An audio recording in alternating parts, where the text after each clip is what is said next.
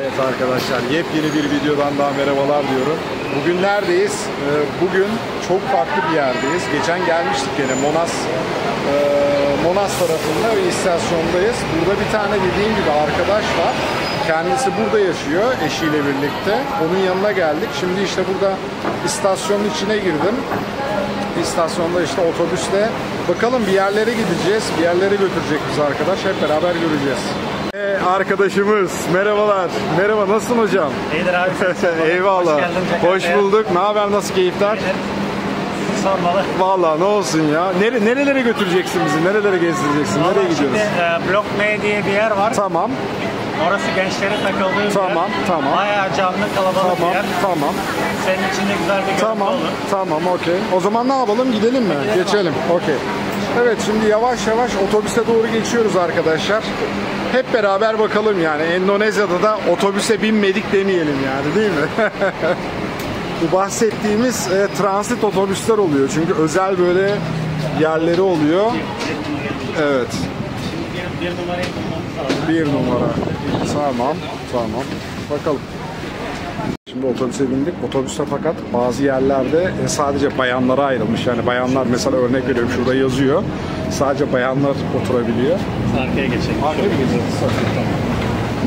Arkaya geçiyoruz. Bakalım. Evet. Şimdi otobüsün arkasına geçtik. Ben bir kere bilmiyordum. Eyvah. Oturdum. Eyvah. Sonra güvenlik geldi, beyefendi dedi. Burası sadece kadınlara. Eyvah, eyvah, eyvah. Evet, Endonezya'da böyle bir sıkıntı var arkadaşlar. Bu herhalde büyük ihtimal bu ada için geçerli. Çoğu adalarda öyle bir şey zannetmiyorum olsun ama. Diğerlerinde bilmediğim Bali'de yok öyle bir şey. Bali'de olmaz. Bali'de normal zaten, olmaması normal. Çünkü orada daha çok Hindular falan var. Evet arkadaşlar, şimdi dediğim gibi otobüs yolculuğumuz başladı. Hep beraber bakacağız. Burayı hatırlıyorsunuz zaten. Buradan geçenki videoda geçmiştik. Öyle. Arkadaşlar, bu bölgede Jakarta'da yani yaklaşık 120 tane AVM varmış. Arkadaş öyle dedi. Alışveriş merkezi var. Yani 120 tane, az uz değil. Bakalım yavaş yavaş gitmek istediğimiz yere. Burada AVM var. Şu karşımızda AVM var. Yani hemen hemen her yerimiz AVM. Gideceğimiz yere ne kadar var? 40 dakika var. Yani 40 dakika. bunun altında metro var. Bunun altında metro var. Evet. Metroya binseydik daha hızlı. Daha hızlı gider, anladım. Biraz yürümemiz lazım. Olsun, muhabbet ediyoruz. Anladım, sıkıntı. Yani yaklaşık 40 dakikalık mesafe şu an. Yani belki arabayla 20 dakikadır da. Evet, böyle güzel bir yerden geçiyoruz arkadaşlar. Süs havuzu yapmışlar. Burada dediğim gibi bakın, binalar çok farklı yani, çok böyle yüksek binalar falan da var. Evet, böyle yerler. Bakalım, yolculuğumuz devam ediyor. Yaklaşık bir yarım saat, 20 dakikalık bir yolculuğumuz daha sürecek gibi. Çünkü gitmiyor yani, gerçekten gitmiyor. Görüyorsunuz yani her tarafta arabalar, trafik çok fazla. Şöyle bir heykel gördünüz mü hayatınızda? Adam bildiğiniz böyle elinde böyle tepsi gibi bir şey, üstünde de böyle sanki alevler var. Alev figürleri yapmışlar. Değişik bir olay ya. Çok enteresan bir figür diyebilirim yani, gerçekten. Şu ana kadar gördüğüm en ilginç heykellerden bir tanesi. Evet, son durağa geldik bakalım. Şimdi burada ineceğiz. Burada dediğim gibi Jakarta'nın son durağı. Şimdi Blok M diye bir yer varmış. Büyük ihtimal oraya gideceğiz. Orada da işte kafeteryalar falan varmış. Arkadaş götürecek, bakalım. Evet, böyle bir yerde indik arkadaşlar, öyle söyleyeyim. Burası dediğim gibi böyle otobüslerin ekstra alanları. Bayağı da geride kaldı gideceğimiz yer. Bayağı da yürüyeceğiz bakalım. Evet, şu şekilde şimdi kartımızı okutarak dışarı çıkacağız. Eyvallah. O kart olmasa dışarı çıkamıyorsunuz. Orada kaldınız yani. Hani içeri girerken basıyorsunuz. Dışarı çıkarken de aynı şekilde basmanız gerekiyor. Ona göre çekiyor fiyatını herhalde. Nerede iniyorsan. Yani bunu alıyorsun. 50.000 rupiye bu. Tamam. İçinde sanırım kart bedeli 15.000 rupiye. 35.000 Tamam. de depozito var içinde. Tamam. Tamam. Onu kullanıyorsun işte. Evet. Burada da oradan mı çıkıyoruz? Blok M mal diyor. Lantai, la. Otobüs durağı ya. O arkadan. Sen de bilmiyorsun, ben de bilmiyorum. Buraya geldim de. Tamam. Evet. Böyle yerler arkadaşlar. Ve hep böyle alışveriş yerleri falan var. Evet arkadaşlar, buradan şimdi dışarıya çıkacağız. Bakalım burada yemek yerleri falan var. Bu şekilde değişik, ilginç yerler yani. Evet, şimdi dışarı çıktık arkadaşlar. Buradan şimdi Blok M'ye mi gidiyoruz? Blok M denilen bir yer varmış, oraya gideceğiz. Buraları güzel yerler yani. Hep böyle alışveriş yerleri falan. Güzel yemekler, memekler, restoranlar. Yani gerçekten çok enteresan yerler diyebilirim. Evet. Bakalım. Burası da yemek sokağı arkadaşlar, öyle söyleyeyim ben size. Yani Jakarta'da bulunan tüm böyle farklı yemekleri falan bulabiliyorsunuz burada. Buraya ait. Bu ne hocam? Şey mi? Ahtapot. Bebek ahtapot. Bebek ahtapot. Evet, yani gördüğünüz gibi hemen hemen her çeşit, yani Endonezya'ya has her çeşit böyle restoran bulabiliyorsunuz. Burası böyle küçük bir sokak gibi yapmışlar burayı. Böyle bir yer. Bakar mısınız? Bu biraz Japon patates diye geçiyor. Bu Japon patatesiymiş. Popüler bunlar. Popülermiş yani. Güney Asya'da çok popüler bir patates yani, görüyorsunuz, bildiğiniz upuzun yani. Hamurla birleştirip yapıyorlar.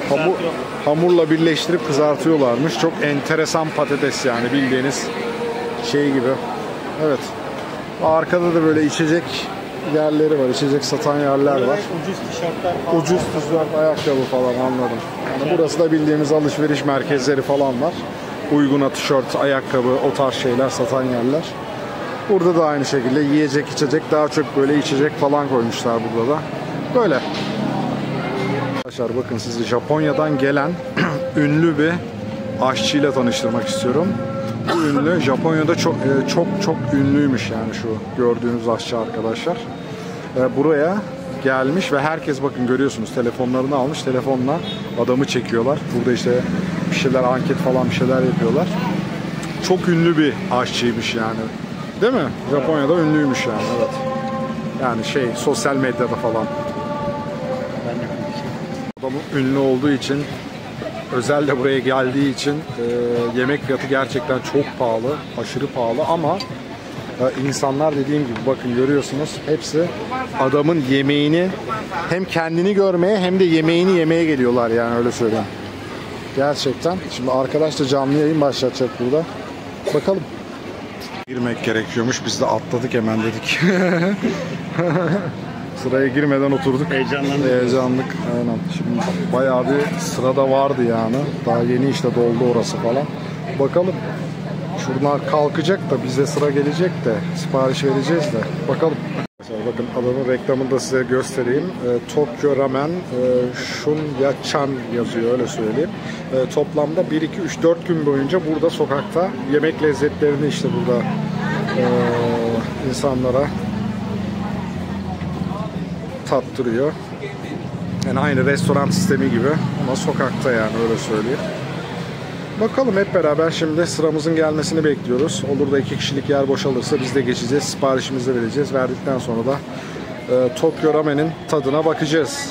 Bakalım. Arkadaşlar bizim de yerimiz burası. Tezgahımız, yerimiz burası, öyle söyleyeyim. Buraya oturacağız. Hep beraber bakacağız yani. Ya, it's okay. Tam yani aşçının önünde hem siparişimizi vereceğiz hem yemeğimizi burada yiyeceğiz. Aynen. Nereye kadar güzel. Evet. Evet.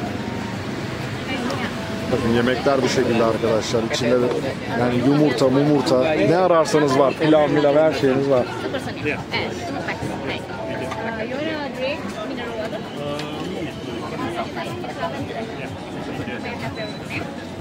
Ayhan. Burak. Break saja. Burak. Mas Burak. Mas Break. Evet. Evet. Benim bu arkadaşlar şöyle. Size gösterelim. Bakın bir yerde makarnayı kızartıyor, bir yerde çorbayı kaynatıyor, bir yerinde sosları yapıyor, bir yerinde işte yumurtayı hallediyor. Hepsini karıştırıyor, kurcalıyor, bir şeyler yapıyor. Ondan sonra da böyle işte Japon yemeği çıkıyor karşımıza. Ama dediğim gibi yani gerçekten çok şeymiş. Hani herkes met ediyor. Çünkü o kadar insanla bakın kuyruk oldu. Bir önümüzde de bir o kadar vardı anca yani bir saat falan geçti anca işte bizde sıra gelebildi. Bakalım. Bu direkt işkembe çorbası. İşkembe çorbası ama. Arkadaşlar ayrıyeten arkadaş kendisi de YouTube yapıyor öyle söyleyeyim yani. Kaç senedir yapıyorsun? Yeni başladın herhalde değil mi? Evet yeni başladım. Yeni başladın mı? Buraya gelmenle başladı. Arkadaşa da ayrıyeten destek verebiliriz. Şu an kendisi zaten canlı yayın yapıyor. Hani olur da arkadaşa da bir hani abone olabilirsiniz, videolarına bakabilirsiniz, mesaj atabilirsiniz dediğim gibi. Neydi senin YouTube kanalının ismi ne? Ayhan Çavuş. Ayhan Çavuş. Ayhan Çavuş. Evet arkadaşlar linkini de açıklama kısmının altına bırakacağım. Olur da hani arkadaşın videolarına bakmak isterseniz, takip etmek isterseniz ona da destek olabilirsiniz. Bu şekilde. Evet şimdi biz hala yemeğimizi bekliyoruz arkadaşlar. Dediğim gibi daha yemeğimiz gelmedi. Bakalım. Umarım gelecek bir yarım saat sonra. Yok estağfurullah. Arkadaşlar yerimiz değişti. Öyle söyleyeyim. Burada oturanlar kalktı. Biz bu tarafa geçtik. Dedik hani buraya oturabilir miyiz? Sağ olsun değiştirdiler yerimizi. Biz hala yemeğimizi bekliyoruz. Öyle tahmin ediyorum ki adam bu sefer bizim yemeğimizi hazırlıyor ama hiç de belli olmaz. Çünkü bakın burada da bir dünya insan bekliyor. Bizden önce geldiler mi gelmediler mi onu da bilmiyorum. Ayrıyeten kuyruğu göstermek istiyorum size. Bakın arkaya kadar kuyruk oldu arkadaşlar. Yani bayağı da sıra var öyle söyleyeyim. Bu şekilde. Umarım değer. Umarım değer yani. Bu kadar bekledik yani. Bakacağız. Bizim Ayhan'ınki çorbası geldi. Hatta adam kendi eliyle koydu buraya. Kusura bakma dedi. Fazla beklediniz siz. Bir de şimdi çekimi yapıyor. Hani jest yaptı ona. Hiç yani garsona vermedi. Direkt bir şekilde böyle koydu şak diye. Al dedi kardeşim sana diyor. Yemek. Yiyin gayret. Aynen öyle. Bakalım şimdi büyük ihtimal benim yemeği de hazırlıyor adam. Ne yapsın abi? Her şeyi kendi yapıyor. Baksana yani bütün şeyi makarnasını, suyunu, çorbasını, sosunu, ondan sonra yumurtasını her şeyini kendi hazırlıyor. Ve durdurmak bilmiyor yani. Durdurak bilmiyor. Gerçekten bakın sıraya bakabilirsiniz. Bir dünyada sıra oldu. Böyle bir durum yani. Yani bakalım. Büyük ihtimal bizimki geliyor.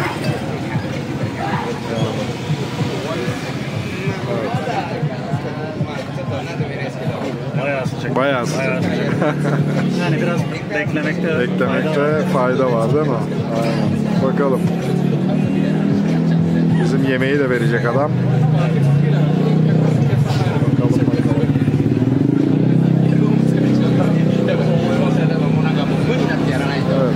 Evet. Büyük ihtimal videoyu da artık yani buralardan sonra kapatacağım yani. Burada büyük ihtimal kapatabilirim videoyu. Çorbayı aldıktan sonra. Yeterli diye düşünüyorum. Yani kısa bir video olsun. Çok da uzun tutmak istemiyorum zaten artık videoları. Bu şekilde olsun yani. Bu da hani yemek videosu olsun. Arkadaşlar buraya gelme videomuz olsun. Bu şekilde. Evet. Bakalım.